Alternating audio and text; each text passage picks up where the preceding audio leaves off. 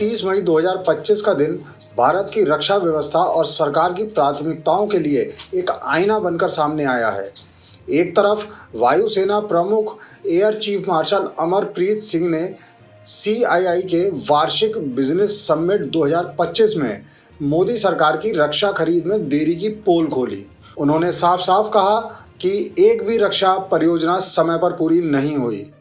दूसरी तरफ ठीक 24 घंटे के भीतर प्रधानमंत्री नरेंद्र मोदी पहलगाम हमले में शहीद हुए शुभम द्विवेदी के घर पहुंचे और वहां आंसू बहाते नजर आए। लेकिन सवाल यह है, क्या देश को इन आंसुओं की जरूरत है या फिर आधुनिक हथियारों और उपकरणों की, जो हमारी सेना को मजबूत करें? आइए इस कहानी को तीखे व्यंग और तथ्यों के साथ समझते हैं। पहलगाम हमला, एक बार फिर खुली सुरक्षा की नाकामी। 22 अप्रैल 2025 को जम्मू कश्मीर के पहलगाम में हुए आतंकी हमले ने देश को दहला दिया। बैसारन घाटी में 26 लोग, जिनमें ज़्यादातर पर्यटक थे, आतंकियों की गोली का शिकार बने। आतंकियों ने लोगों की धार्मिक पहचान पूछकर गैर मुस्लिमों को निशाना बनाया। इस हमले में शुभम द्विवेदी, एक युवा जो अपनी पत्नी अशन्या के साथ छुट्टियां मनाने आए थे, शहीद हो गए। इस हमले ने न केवल कश्मीर के पर्यटन को झटका दिया, बल्कि सरकार की खुफिया और सुरक्षा व्यवस्था पर सवाल उठाए। कांग्रेस अध्यक्ष मल्लिकार्जुन खड़गे ने दावा किया कि सरकार को 3 दिन पहले इस हमले की जानकारी थी, फिर भी कोई कदम नहीं उठाया गया। क्या यह लापरवाही थी या फिर कुछ और? वायुसेना प्रमुख का खुलासा, हथियारों की कमी का सच। 29 मई 2025 को CII समिट में air chief marshal Amarpreet Singh ने जो कहा वह किसी बम विस्फोट से कम नहीं था।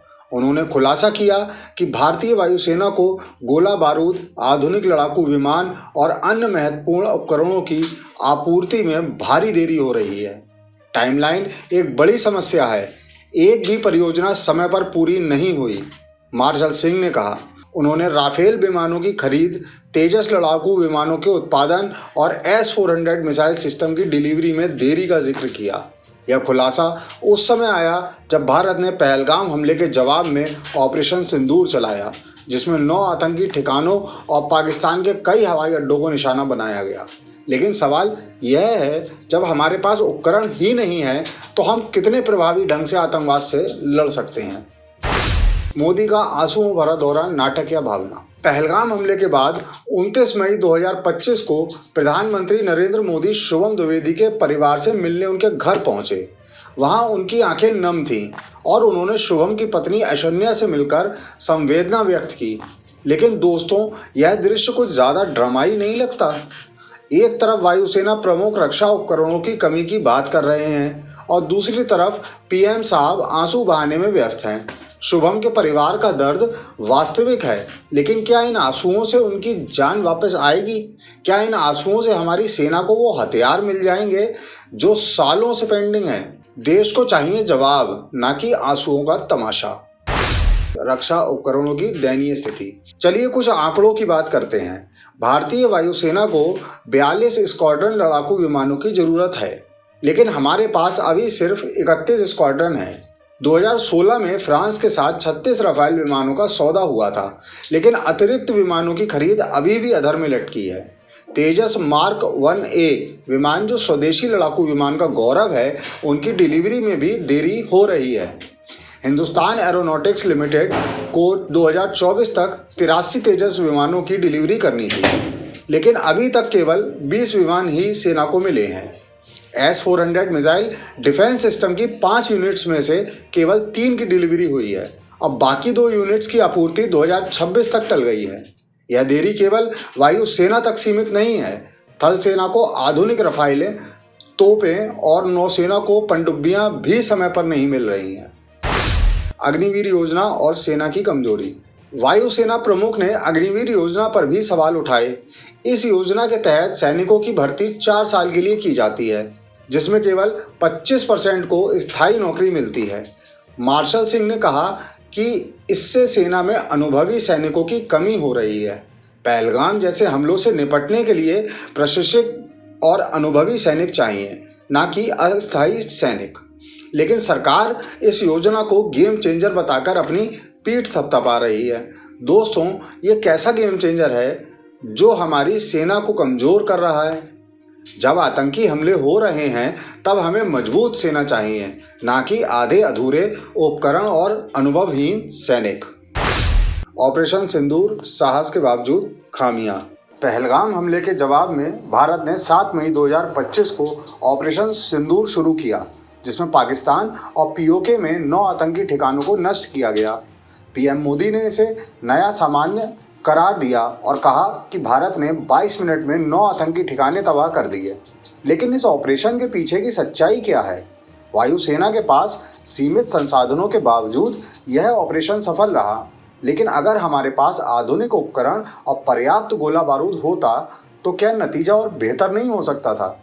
कांग्रेस नेता मल्लिकार्जुन खड़गे ने सवाल उठाया कि अगर सरकार को हमले की पूर्व जानकारी थी तो पर्यटकों को चेतावनी क्यों नहीं दी गई? क्या यह ऑपरेशन सिर्फ जनता का ध्यान भटकाने के लिए था ताकि उपकरणों की कमी की बात दब जाए? मोदी जी का शुभम द्विवेदी के घर जाना और वहां आंसू बहाना एक भावनात्मक क्षण हो सकता है, लेकिन जनता अब इस ड्रामे से तंग आ चुकी है। सोशल मीडिया पर लोग सवाल उठा रहे हैं, हमें आंसू नहीं हथियार चाहिए। एक यूजर ने लिखा, मोदी जी, आंसुओं से आतंकवादी नहीं मरते, इसके लिए मिसाइलें चाहिए। पहलगाम हमले के बाद जनता का गुस्सा इसलिए भी है क्योंकि सरकार बार बार कश्मीर में शांति का दावा करती है, लेकिन हकीकत इससे उलट है। 2019 में अनुच्छेद 370 हटने के बाद सरकार ने कहा था कि कश्मीर में आतंकवाद खत्म हो जाएगा, लेकिन पहलगाम हमला इस दावे की हवा निकाल देता है। 2025-26 के केंद्रीय बजट में रक्षा के लिए 6.21 लाख करोड़ रुपए आवंटित किए गए हैं, जो जीडीपी का लगभग 1.9 है। लेकिन इस बजट का ज़्यादातर हिस्सा वेतन, पेंशन और रखरखाव पर खर्च होता है। आधुनिकीकरण के लिए केवल 1.72 लाख करोड़ रुपए रखे गए हैं, जो पिछले साल से भी कम है। चीन और पाकिस्तान जैसे पड़ोसियों के साथ तनाव के बीच क्या यह राशि पर्याप्त है?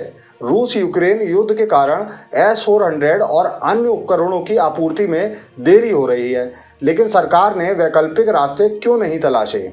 दूसरी ओर पीएम मोदी विकास परियोजनाओं का उद्घाटन करने में व्यस्त हैं। गांधीनगर में 5,536 करोड़ रुपए की परियोजनाएं, बीकानेर में 26,000 करोड़ रुपए की परियोजनाएं, लेकिन रक्षा उपकरणों की खरीद के लिए उतनी तत्परता क्यों नहीं दिखाई जाती?